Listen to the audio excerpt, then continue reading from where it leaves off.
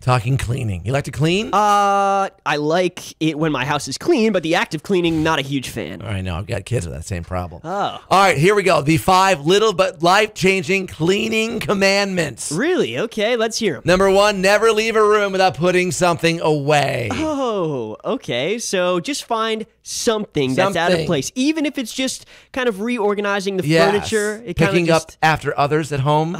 Picking up after others. But that's not mine.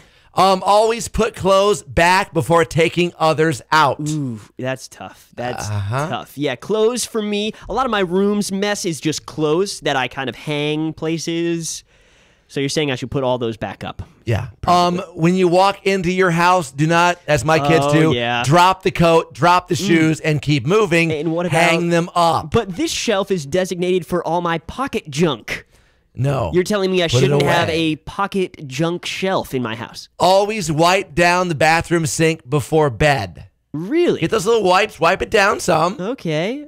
See, it'll be clean. Keep it clean. Yeah. I'm not a big fan of dusting, so I don't know how that one's gonna work for me. How about dirty dishes? You like those? I actually don't mind washing dishes. Lastly, never leave dirty dishes in the sink overnight. Yeah, because it creates a problem for when you wake up in the morning. The first thing you see is this whole sink full of dirty dishes. Right. Because the next day you get up and you walk in the kitchen and it's like, oh my God, I gotta do that too. You go, hello, on top of everything else. Hello, darkness, my old friend. More info on the 5 little but life-changing cleaning commandments now. Facebook, Twitter at 967YesFM, and the Merz in the Morning page at yesfm.com.